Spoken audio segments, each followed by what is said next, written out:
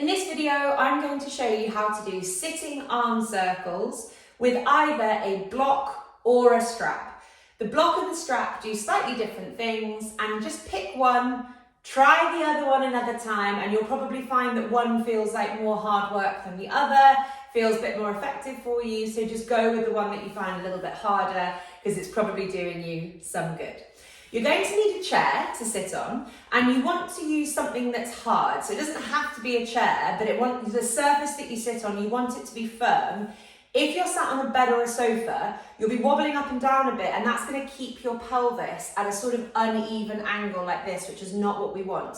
We want your pelvis to be nice and level, because being in a seated position whilst you work your body through corrective posture exercises can be one of the best positions to get your pelvis doing the same thing from side to side. So we're using the chair as a tool to balance off your pelvis. If you're on a wonky wobbly surface, you won't get that same sort of stability happen from the surface that you're sat on. So bear that in mind.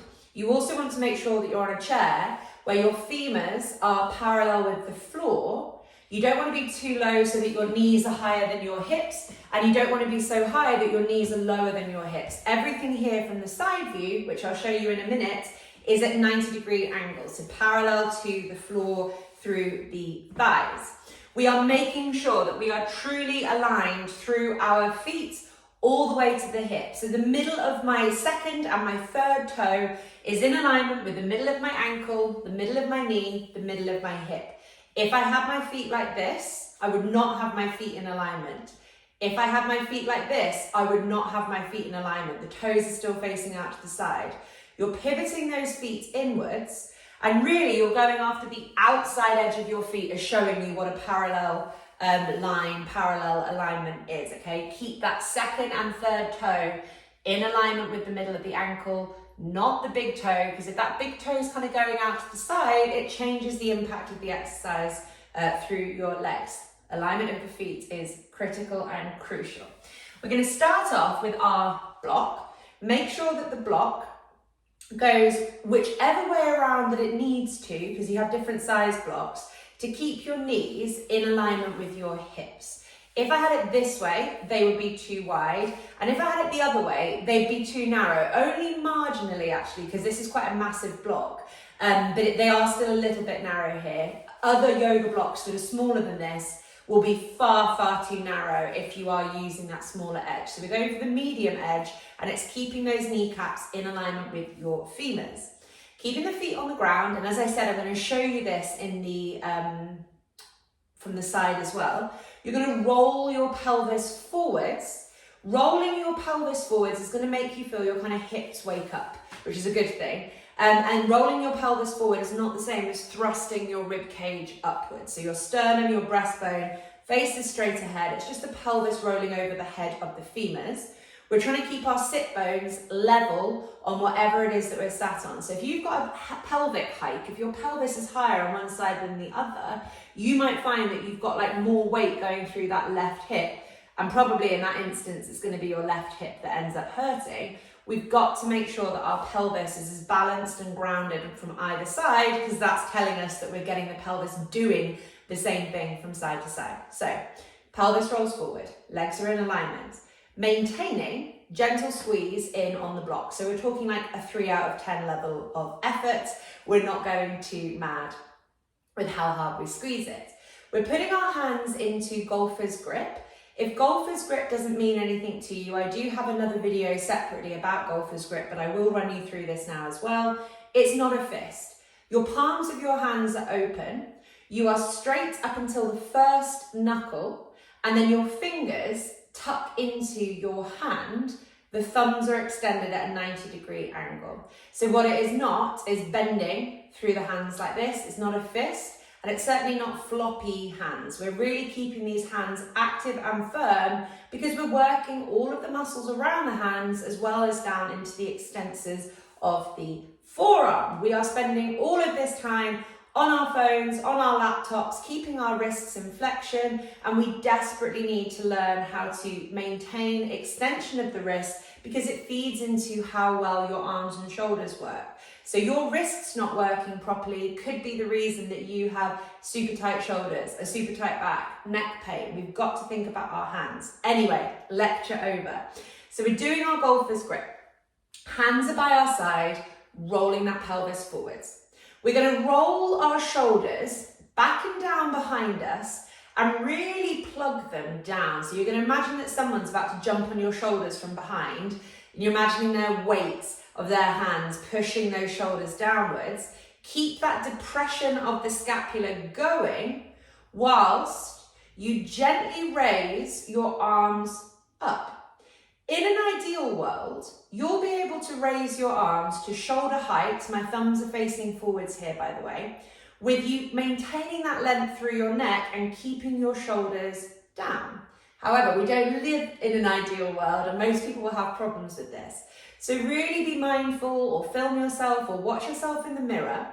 As you raise your arms up, do you notice that your shoulders go with you? Because if this is happening, you're defeating the purpose of the exercise. The purpose of the exercise is really to get your arm rotating within the shoulder socket without the shoulder having to get involved in the arm movement. It's sort of stabilizing differently behind. So just watch that those shoulders don't go up by the ears, because you're going to start getting neck pain and we're bypassing the function occurring in the place that we want it to happen. So we're rolling shoulders back and down, really keeping them down. We're slowly, mindfully lifting arms, wary of shoulders lifting up. And if you get to a certain point, maybe you're here and you notice that your shoulders want to lift, well, guess what? You've raised your arms enough. You don't need to take them any higher. You keep them where they need to be for the shoulders to stay down. That's much, much more important. We're locking on with the knees, rolling forwards with the pelvis. My thumbs are facing forwards. I'm keeping my arms straight. I'm keeping those shoulders back and down. And nice and slowly, like we're going to take off, we will do 40 circles forwards. I'm not going to do 40 circles in the video, but this is what it looks like. What it doesn't look like is this. So we're not thrusting the rib cage up and down to kind of create rotation. We're not pecking our head forwards like a chicken, because that's the neck trying to create the movement. And we're not bending our elbows and twisting our hands, because here I'm not moving my shoulders, I'm just moving my forearms and my wrists. Arms lock out, rib cage stays down, neck stays relaxed, shoulders pull down. We are initiating the movement from the upper arm and from the shoulder girdle. You're not just twisting your hands because that's my upper arm staying still. We are making sure that that upper arm and shoulder leads the movement. Arms are locked. You're really trying to take them away from your body so they're nice and straight. Shoulders pull back and down behind you. Taking the arms lower if the shoulders are lifting up. I'll just do 10 from this angle, swap angles, and then we'll do the strap. So we're looking like this. 1, 2, 3, 4, 5, 6, 7, 8, 9, 10. That's with the block. And then just quickly from the side, this is what it looks like. So I've got my ankles directly underneath my knees, not too far back, not too far forwards. When I'm talking about the pelvis rolling forwards, we're not slouching through the pelvis like this, but neither are we lifting the rib cage up, because that will hurt our mid to lower back. We're trying to ask the pelvis to move over the head of the femurs whilst both sit bones stay nice and flat. We're rolling the shoulders back and down behind us, away from our ears. As we do that, we're not puffing the rib cage up. The rib cage stays down, it's the shoulders that are moving. We lift the arms up, watching that the shoulders don't go with us. And then actually, because we will do 40 circles forwards and 40 circles backwards, I'll just do the ones from this side, going backwards. So my thumbs are facing behind me here. I'm really pulling those shoulder blades back and down behind, making sure that I'm not just wiggling my hand around. This is where the movement is driving from. So it gets harder when we go backwards because we're asking our arms to externally rotate, which is the opposite of what they're doing when they're at their desk all day. So it looks like this. 1, 2, 3, 4, 5, 6, 7, 8, 9, 10. Okay, that's with our block. I'm going to show you with the strap, and I will change angles again so that you can see the strap from the front as well.